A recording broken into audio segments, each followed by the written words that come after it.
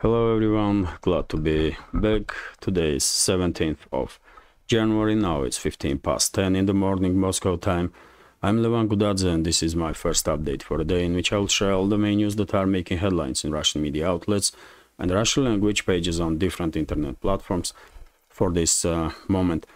Second update will be a little bit late in the afternoon on my Patreon page, although before I upload or before even I began recording second update for Patreon, I will record and upload on YouTube and Rumble channels next episode of Headlines, new program for our project, which will be exactly as it says about headlines of the news that I will talk about during the second update, headlines of the news that will be reported by Russian media since the first update during the day. And later on today in the evening, about 9-10 o'clock, I will have a live stream on Rumble with the Telegram reports program. Unfortunately, yesterday, due to some technical issues, due to problems with connection to the servers of the Rumble, I was unable to conduct a live stream. I began streaming, but members of our community did notice me that quality was quite poor of sound and video, and therefore I had to terminate that stream. I hope today there will be no technical issues and this live stream will go as it always does, without any issues. I encountered this kind of problem first time on Rumble, but well, it is what it is. And because I wanted to have some short updates, also short videos on both channels, on YouTube and Rumble, I come up with this new program, this idea with the new program, headlines, and I guess it will be interesting. Sometimes headlines.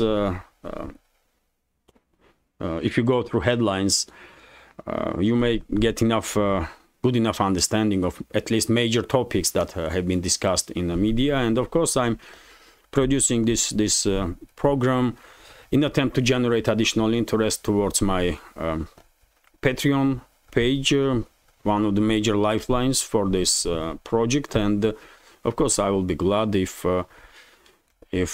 more people will decide to subscribe to my Patreon, and these headline programs will provide good understanding on topics that I will discuss in the second updates on my Patreon. That's been said, let's talk about news now. And first of all, short summary of the situation on Ukrainian battlefield. According to reports from Russian media and Russian military channels, during the previous night, Russian armed forces conducted another drone and missile strikes on another wave of drone and missile strikes on Ukrainian military and logistical infrastructure in a number of directions, including Odessa region, Nikolaev region, Kryvyi Rog, Dnipropetrovsk, Kharkov, several others. During the day we will probably learn some more about these strikes, and of course I will share information on my Telegram channel or during the next updates. When it comes to line of contact, no crucial changes on any of the sectors of the front line, although I know some channels began reporting that Russia began its winter offensive, and I have to disagree with this.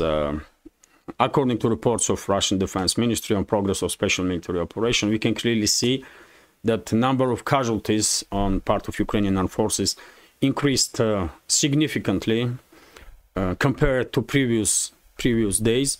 For example, in yesterday's Defense Ministry's report,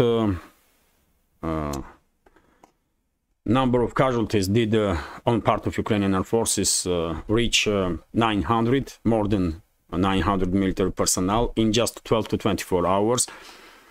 Although I read this information as a just next stage in increase of pressure on Ukrainian armed forces, but definitely not as a beginning of Russian winter offensive. No, I said quite a few times before that In my reading of big picture, in my understanding, Russian large-scale offensive operations will not begin until Ukrainian armed forces, Ukrainian defense lines will crack and begin to collapse. And right now, as we speak, we don't really have strong indicators that Ukrainian armed forces or the defense lines are collapsing on any of the sectors of the front line. Therefore, no reason for Russian armed forces, for Russian general staff to begin large-scale offensive operations. Why? When current active defense strategy have been utilized quite effectively, and on daily basis, Ukrainian armed forces losing about 2 battalions on a line of contact. Ukrainian armed forces have been demilitarized. Kiev regime have been demilitarized on daily basis, and yet again, no reason to begin large-scale offensive operations until we will see Ukrainian defense lines and armed forces collapsing. When it happens, then it makes all the sense to conduct large-scale offensive operations, because in that case there will be minimal casualties among manpower and minimal destruction on the ground, because enemy forces would not be able to put up a fight if they are collapsing. And it's important, by the way, it's important for Russian side. I did explain this many times, because we all seeing all these villages and small towns on line of contact, what is happening with them as a result of intense clashes. Many villages are just totally, and even towns, by the way, totally destroyed and have to be rebuilt from the scratch. And therefore, of course, Russian Defense Ministry and the leadership of Russia will do as much as possible to minimize not just casualties among manpower, but also to minimize damage on the ground, because it will be Russia who will rebuild then everything that is destroyed. So therefore, I don't think we are any closer to possible large-scale Russian offensive today that we were a week ago or 2 weeks ago. But things may change if we will see that in next week or two Ukrainian forces began collapsing. Then, well, Russian side may begin its offensive operations, real large-scale offensive operations. Currently, Russian side is just increasing pressure exactly to basically fast-track this process of collapsing of Ukraine's defense lines and armed forces. And when it comes to a line of contact, it's daily routine, basically, artillery duels between the sides, drone wars, local-scale skirmishes, and reckoning force operations. Hotspots are also the same. In Kherson direction, Krinky village, central part of this settlement, where Ukrainian forces still are maintaining their foothold, although nobody understands why they are sacrificing themselves for this totally irrelevant foothold. And Ukrainian armed forces maintain small foothold on close to destroyed Antonovsky and railway bridge. Situation is under full Russian control, of course, and it was under full Russian control always. As I said from very beginning of this so-called Kherson offensive, left bank of the Dnieper River was a trap for Ukrainian units, and everybody understands now that it was a trap. When it comes to Zaporozhye sector, of course, main hotspot is Orekhov bridgehead areas in between Rabotina, Verbovo, and Rabotina itself. Any day now, battles may begin inside Rabotina. Maybe today even we will learn, we will receive reports that forward units of Russian armed forces enter Rabotina. I would not be surprised at all. Initiative is totally in Russian hands. And when it comes to South Donetsk sector, Remyevsky salient, hotspot, and of course Novomikhailivka village and the surrounding areas. As I reported a few days ago, Russian armed forces are trying to flank this village and are advancing in this in between Novomikhailivka and Uglidar in these fields, and simultaneously closing into Ugledar and from the eastern flank, and also Paraskovievka, Konstantinovka, to those settlements. And it's only a matter of time when Russian forces will begin the operations in this direction. Also, when it comes to, although Novomikhailivka is still disputed, by the way, Novomikhailivka, it said, it's still disputed between the sides. When it comes to Donetsk sector of the front line, yesterday afternoon, several Russian military channels reported that Russian units entered Georgievka village on the western side of Marinka settlement. That's a possibility. Russian forces are quite active in direction of Kurakhova, and I guess it's only a matter of days, and Georgievka, Maximilianovka probably will become under full Russian control, and the Russian side will increase pressure on Ukrainian units in Krasnogorovka to secure flanks, basically, of Russian assault troops in Kurakhova direction. When it comes to Donetsk sector of the front line, no crucial changes. Once again, Russian forces increasing pressure on Ukrainian units and basically improving their positions on the northern flank, of Avdiivka. And the main hotspot, as I understand, in coming days will be Berdichi, because Stepova and Ukrainian side probably no longer able to maintain their presence in Stepova, or even try to hold on to that settlement. And when it comes to flanks of Bakhmut, Russian forces also increasing pressure from Kurdyumovka to Klishevka on the southern flank of Bakhmut, and in between of Grigorievka, Bogdanovka, and Ivanovskaya. Although yet again, no crucial changes, by the way. Russian side is increasing pressure. We can clearly see it even in statistics that Russian Defense Ministry shares with the public on progress of special military operation.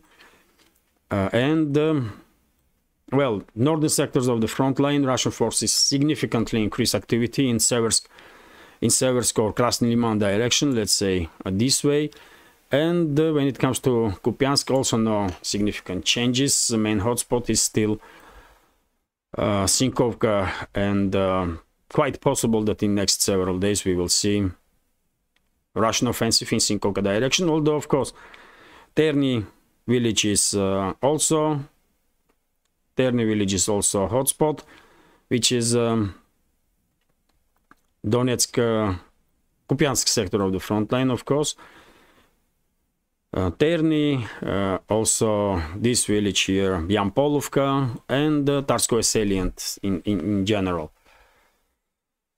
This is it for short summary. I remind you, dear friends, that if you want to learn some more in these local scale skirmishes on the line of contact, there are plenty of military channels that are providing more detailed information about it. I will continue with some other news now, and the Riva Novosti is reporting that Russian armed forces shut down 4 Vampire MLRS missiles and 2 drones over the Belgorod region during the previous night, so early hours of this morning. Some Telegram channels reported that 7 drones were shut down over the Belgorod region. Whatever the case, at this point we don't have reports on any casualties or significant damage on the ground. So seems like Russian air defense systems neutralize all the aerial targets that was launched by Kiev regime. Also interesting news, which confirms this increase of pressure on Ukrainian armed forces from Russian side. For example, in yesterday's daily update, Russian Defense Ministry reported that just in Kupiansk and Krasny Liman sectors of the front line, as a result of this local scale clashes between the sides, Ukrainian armed forces lost about 410 military personnel quite a number of military equipment, including 2 Leopard 2 MBTs, main battle tanks. Overall, yes, according to Russian Defense Ministry's yesterday's report, in previous 24 hours, Ukrainian armed forces lost more than 900 military personnel and few dozens of military equipment all along the front line.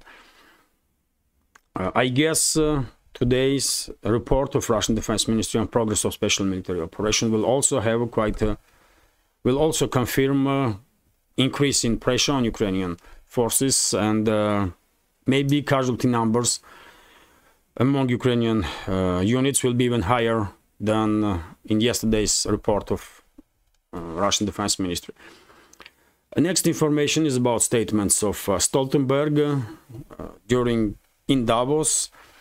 Of course, many high-ranking officials, not just from the Western world, but from around the world, are gathering now in Davos to participate in World Economic Forum, and quite interesting, sometimes funny statements are made during this gathering. And Stoltenberg basically said that there is some reasons for optimism when it comes to situation with Ukraine, and for him nowadays reason to be optimistic is that Ukraine is still maintains its sovereignty.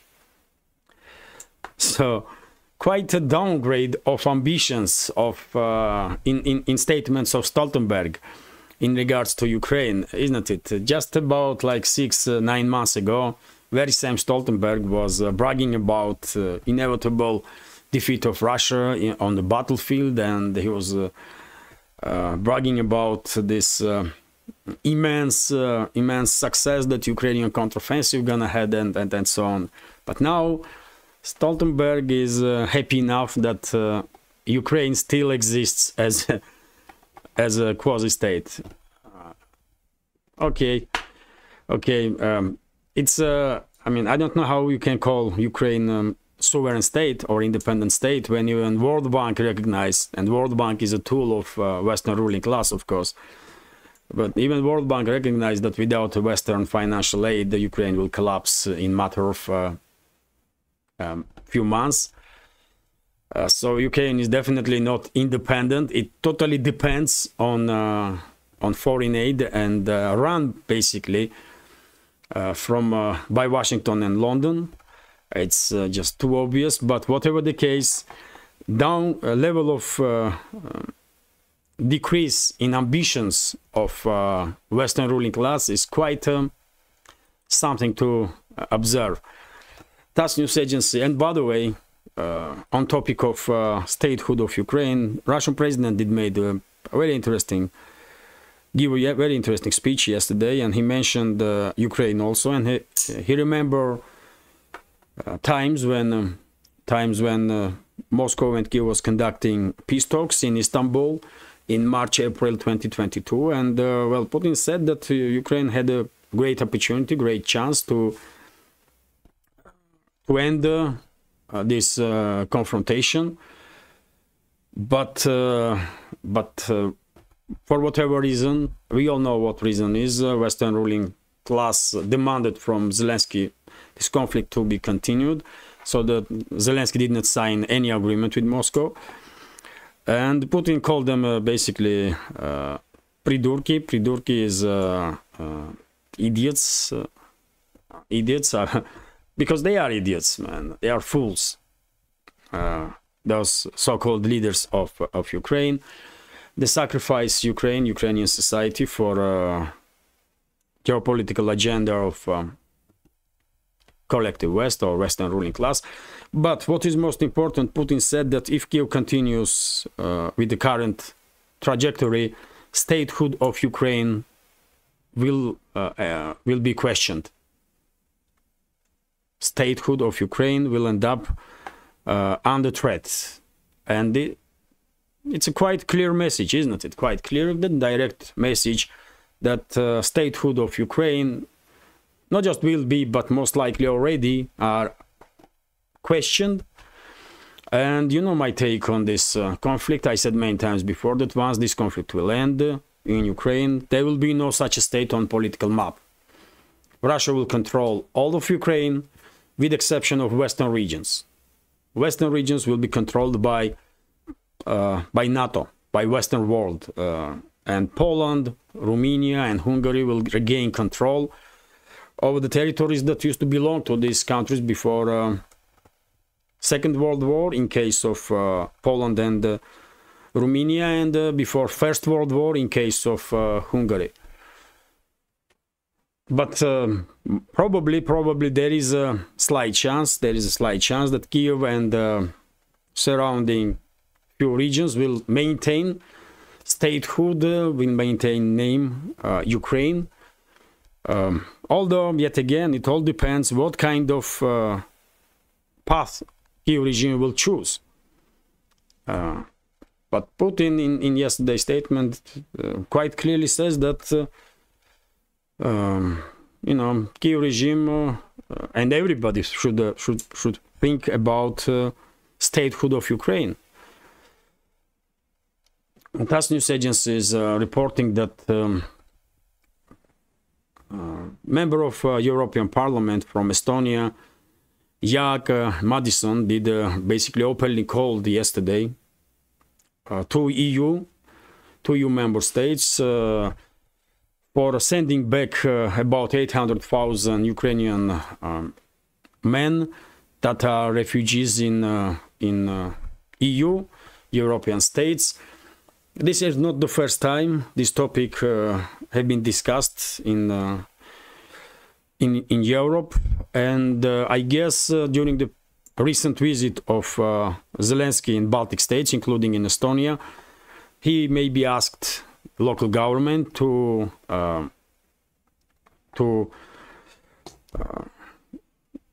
raise questions about sending Ukrainians from Europe back to Ukraine, so that they can be mobilized and sent to the front line to die for Zelensky and his criminal associates, or their Western masters and Western geopolitical agenda. And well, that's what this representative of Estonia in the European Parliament did, and this is not the end of the story, I'm quite sure. In upcoming days, in upcoming weeks, more and more statements will be made, I believe, on this topic. And eventually, one way or another, under whatever formulation, but European states will begin expelling or deporting, basically, Ukrainian military-age men from EU to Ukraine. They will definitely try. They will definitely try, at least. RT is reporting that well, next topic is about Middle East, and RT reporting about article in New York Times, according to which Israel needs years to break up Gaza tunnels. Well, interesting article, interesting headline, but I doubt that this is the truth. But anyway, let's read through several sentences here. The Israeli military has been astonished by the size and quality of the tunnels Hamas has built under Gaza, according to article published in the New York Times on Tuesday.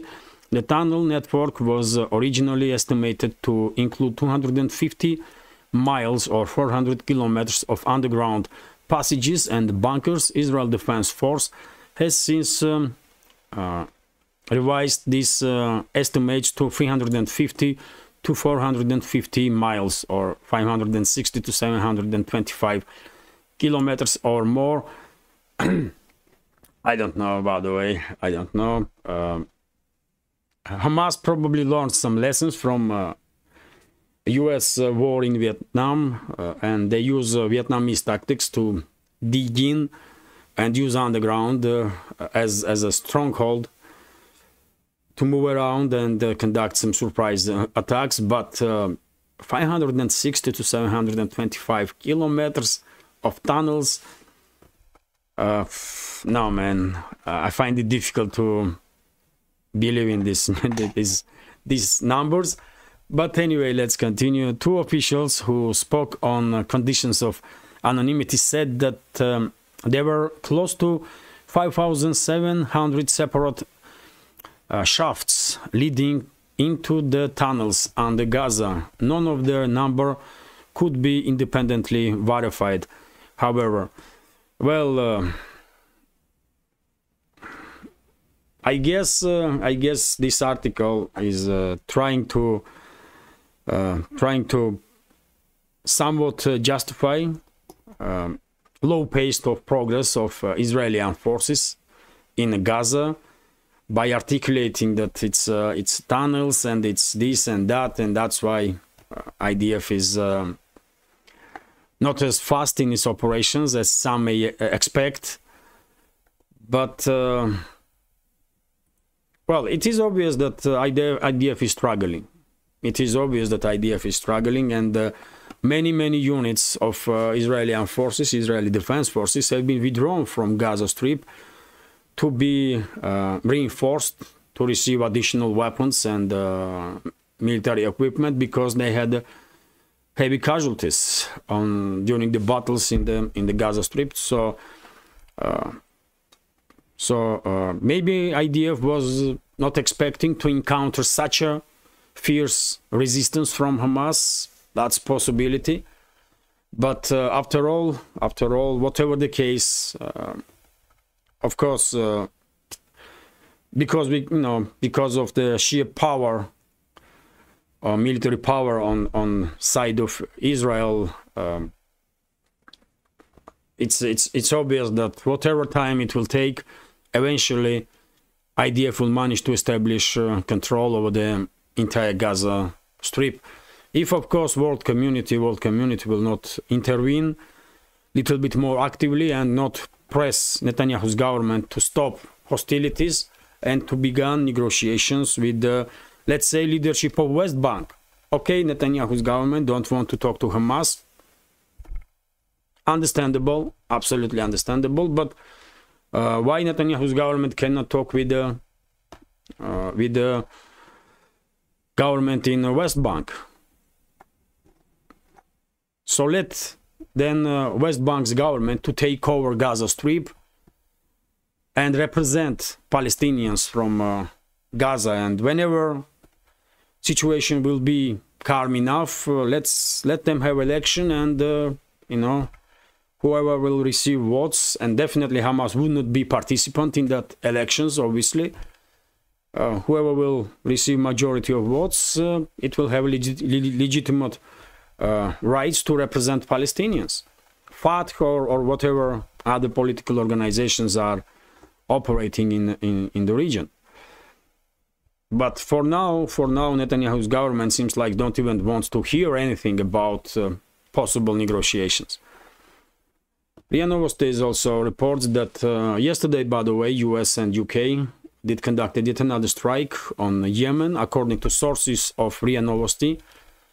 In Yemen, I did not see confirmation of this information from the Western media, or maybe I missed that information, but that was reported by Russian media. So it was not a singular strike of US and UK. They are continuing to strike Yemen on daily basis, basically, and I would not be surprised if in 2, 3, 4 weeks time they will begin talks about ground operation. You can expect anything from Washington and London. Let's continue, and RIA Novosti is reporting that during the yesterday's strike on terrorists and Israeli assets, according to Iranian media from Iran, target missiles were launched not just in the direction of Iraqi Erbil and northeastern Syria, northern Syria, but also towards Pakistan, by the way. Also towards Pakistan, and according to this report here, two major bases of Jaish al-Adl terrorist organization was destroyed as a result of Iranian strikes, and this was the first time when Iran strike Pakistani soil, on Pakistani soil. I was surprised when I read this news. I did not expect this type of development, but this was a retaliatory strike, by the way, against this terrorist group that is located mainly in Pakistani's Balochistan province. And this information was confirmed, by the way, by Iranian sources, and Iranian press TV also reported about it. So, first time Iran did conduct strikes on terrorists on Pakistani soil, and of course Islamabad reacted. Of course, Islamabad reacted on it. Probably they were surprised also, although maybe Tehran did warn Islamabad. Most likely Tehran warned Islamabad, maybe not directly, but maybe through some communication lines via China, because China has a great deal of influence in Pakistan.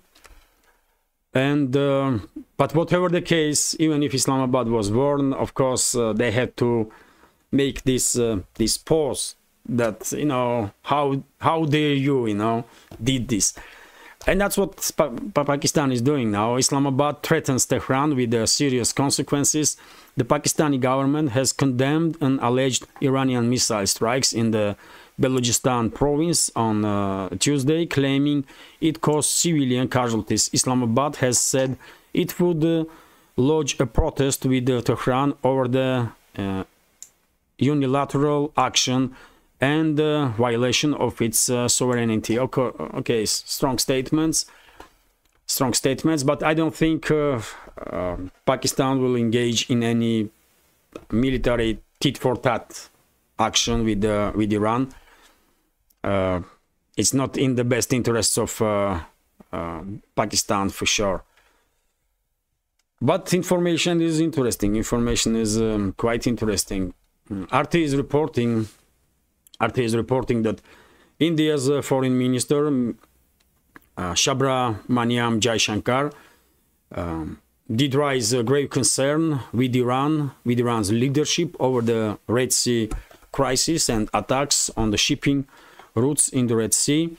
Legendary head of foreign ministry of India was visiting Iran for last several days, and some very interesting agreements have been signed between the sides. I reported about it in previous updates, and it's a great development that some new east-west trade corridor is built or in process of building up from India to Iran, and it will of course benefit not just these countries or countries that will be all along this corridor, but also trade route north-south from Russia to Iran. So very interesting developments in economical terms, geopolitical also, and geoeconomical terms. New trade routes are built worldwide, which is good. TASS news agency is reporting that Putin had a meeting with the head of foreign ministry of North Korea yesterday, with and Russian foreign minister Sergei Lavrov, who was also presented during this meeting, with the Tsoison He, this female. And as I said in my previous updates, it seems like a level of cooperation between Russia and North Korea will soon reach unprecedented scale, and not just in political or military terms, but also in economical terms, because Russia is the most sanctioned country now, isn't it? And many Russian enterprises are sanctioned by West, and they have no fear now to do business with North Korea, to invest in North Korea. And therefore, I'm quite sure in next 3 to 5 years' time, we will see unbelievable rise of Russian investments in North Korea.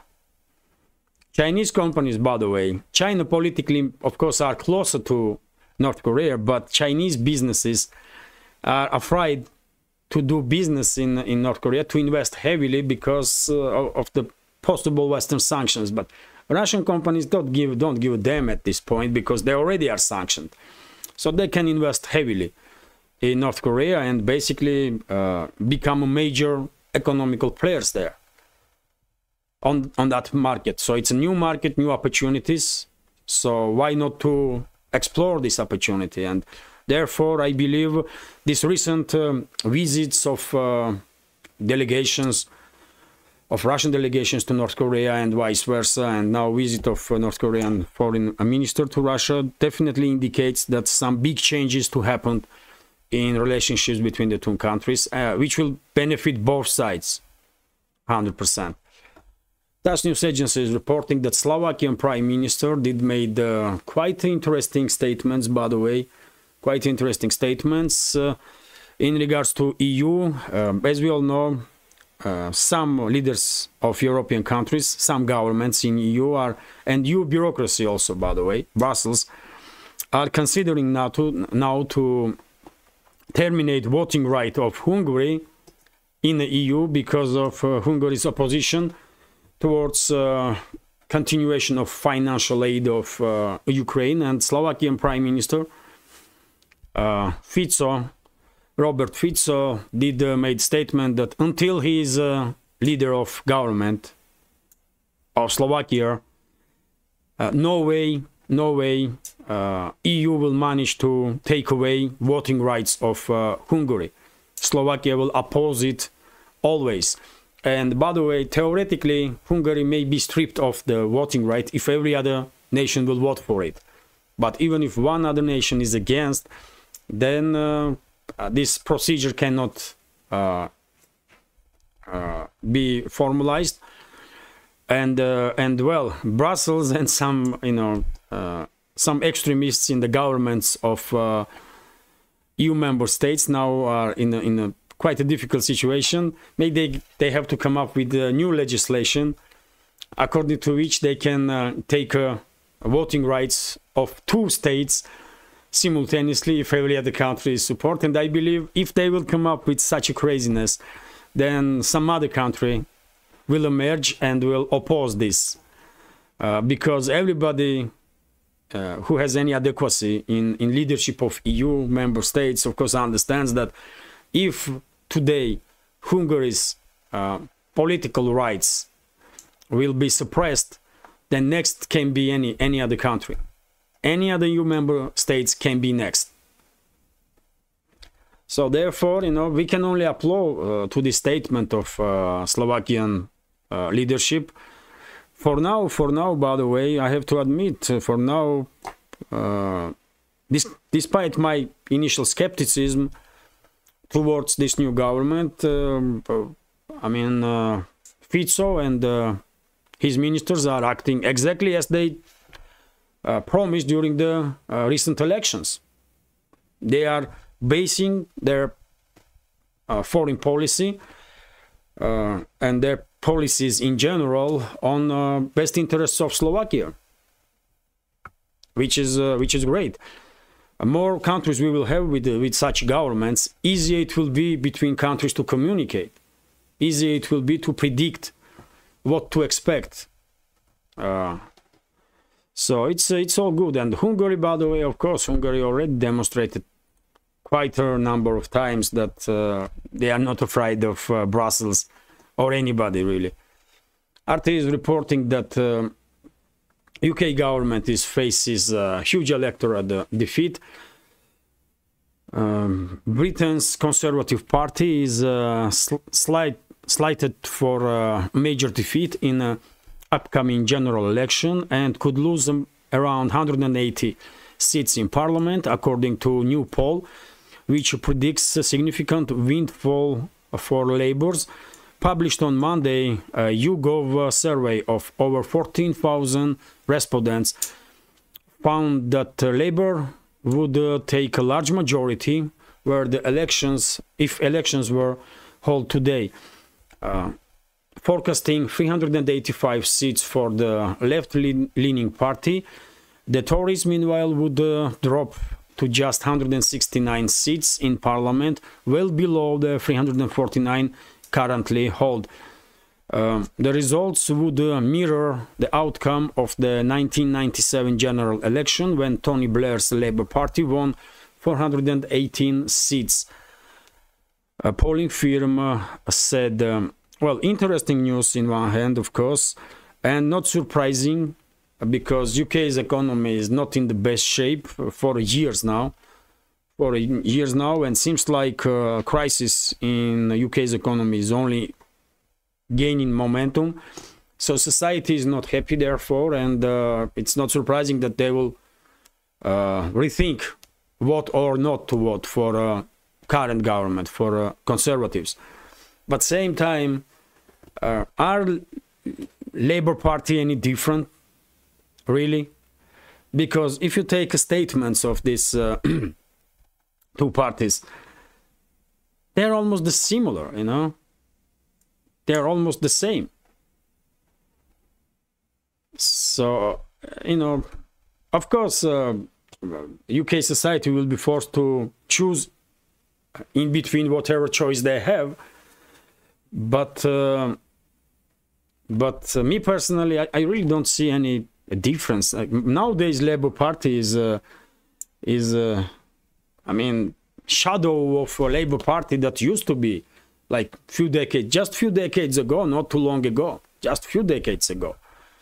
At least they had some leaders that were, you know, that had some weight, not just in UK but on the world stage, and had some respect worldwide. Now, I guess even in UK, many people don't know who is the leader of Labour Party. Nothing to say about rest of the world. So I don't know. Labour probably will win next elections, but when it comes, you know, policy-wise, I don't think it will change anything. These parties, these ruling elites of the West, they are almost all the same, you know, and acting on the orders of same geopolitical centers or centers of power. Anyway, let's continue. RIA Novosti is reporting that EU is to begin work on confiscation of Russian frozen assets and their subsequent use. Yet again, this topic is constantly in the media, by the way, because of course, Western ruling class, man, they cannot help themselves. They see these frozen assets, they want to steal it. They want to steal it, and they are coming up with different type of crazy legislations now to somehow legalize this stealing, and they will. It will take time, but eventually, as I said many times before, it will happen. They will steal Russian assets, and they will come up with some crazy justifications, but and they will embarrass themselves and the Western world in general. But they don't care. They want to steal this money. That's all, and they will promise to use this money for Ukraine, of course, and they will come up with some other justifications. But in reality, all those frozen assets, once they will be stolen, they will eventually find their way into accounts of corrupt officials of the EU or the US or Western, collective West in general, and on the bank accounts of multinational corporations. That's how it's gonna be. RT is reporting that Chinese banks tighten restrictions on Russian clients. This was reported by Bloomberg, by the way. Let's go through several sentences because news is quite interesting. So Chinese state-owned banks are tightening control on servicing Russian clients after the US approved secondary sanctions on the financial institutions found aiding Russian military-industrial complex, Bloomberg reported on Tuesday, citing people familiar with the matter. Russian side did comment on it. At least press spokesman of Russian president Dmitry Peskov was asked about this information of Bloomberg, and he said that, well, Chinese banking system is not Russian business. Basically, it's prerogative of Beijing how Chinese financial system will act, not Russian. But whatever the case, I can understand if some major Chinese banks are afraid of sanctions, and they will minimize business with the Russian clients. But same time, we all understand how it will work, isn't it? Some other smaller banks in China that directly or indirectly are controlled by these big banks, and eventually state, by the way, because everything in China, almost everything, controlled by state. So, of course, there will be some smaller companies that don't care that much about any sanctions of the West, and they will proceed with transactions whenever Russian business and Chinese business are, working together. So, yes, maybe big major banks of China will, tighten their restrictions, but I don't think it will harm business between Russia and China in any way, because most likely alternative financial routes already have been created, most likely. Let's continue now, and RIA Novosti is reporting that Russia renewed the record when it comes to export of grain and wheat. And well, in 2023 there will be record exports of grain, wheat, flour, and it will reach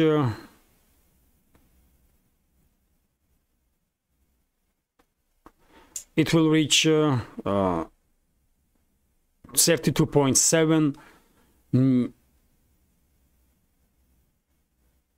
million tons. So, or 39, by the way. Sorry, let me translate this to be more precise.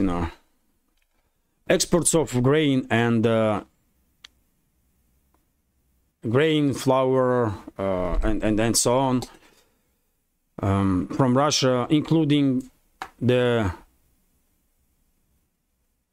EU countries, including EU countries, Eurasian Economical Union countries, in the first half of the 2023-2024 season, set the record for all major positions in general grain exports, including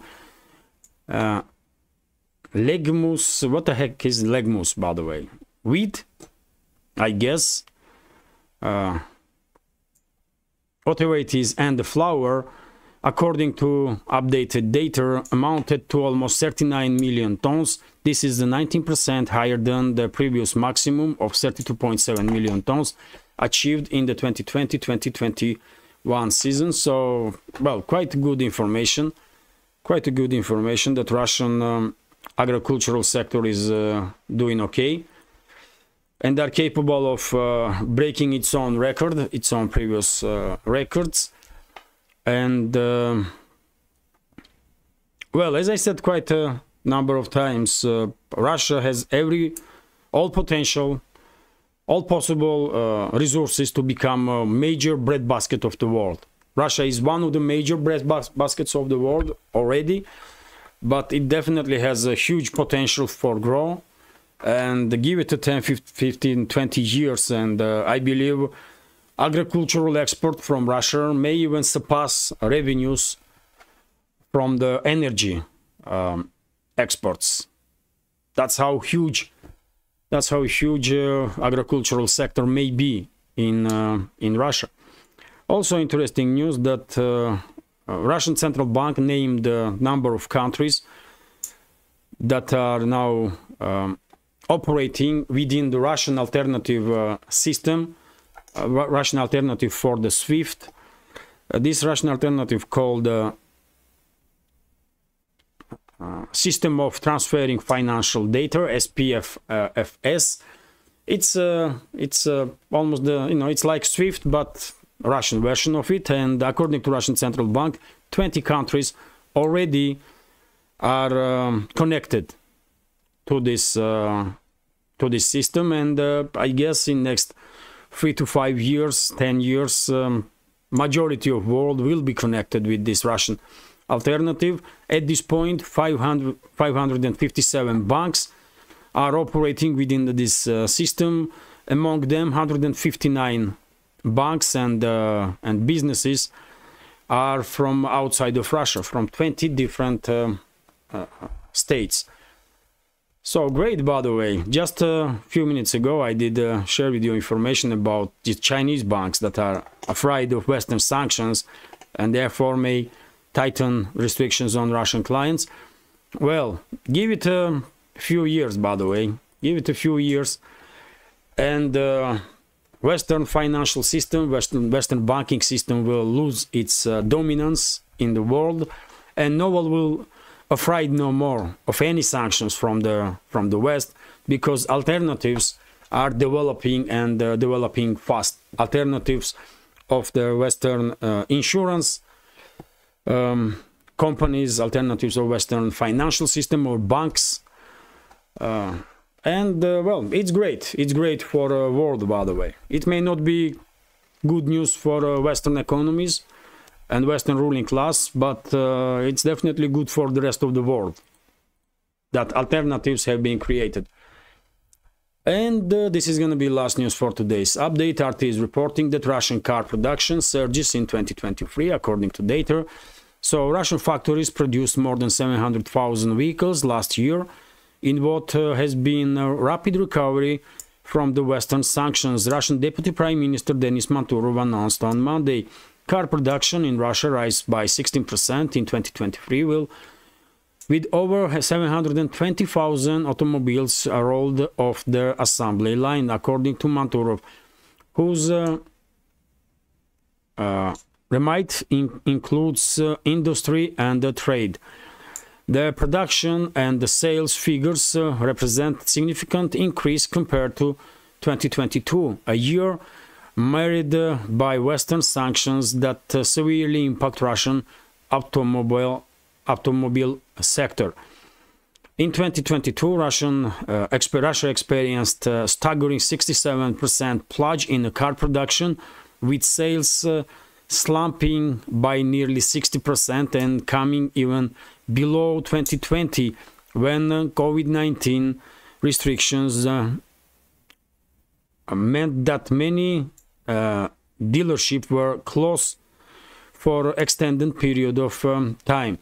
So, well, good news for Russian economy, for Russian car manufacturers and potential buyers of Russian cars. And one more indicator that despite the Western pressure, Russian businesses are managing to deal with the sanctions, with the restrictions, and to build up their foothold on the market and gain momentum, which is great. One more indicator that this 18 or 19,000 sanctions that was imposed on Russia, even though they harm Russian economy, of course, but they definitely did not collapse Russian economy. And this is it. This is it for now. Those sanctions definitely did not achieve what they intend to do. And of course, Western ruling class probably was hoping that they will devastate Russian economy and some chaos will erupt here and regime change will take place and they will overtake Russia and then rob Russia as they rob many other countries worldwide. But, well, something go wrong for Western ruling class. But anyway, this is it for now. I hope you will find this update interesting, and if so, please click that like button, leave some commentary about any topic you find interesting, and share video with your friends. And it will most likely help to reach wider audience and deal with this extremely aggressive YouTube algorithm, for example, that makes this platform just I don't know, man, something really difficult to work with. And if you think this project, this channel is interesting, useful, informative, and deserves to exist in this field of news and political commentary, please consider to support my work with small donations through PayPal, Buy Me a Coffee, or by subscribing to my Patreon page. You can see links under this video in the description box or in the pinned comment. This is it for now. Have a great day and take care.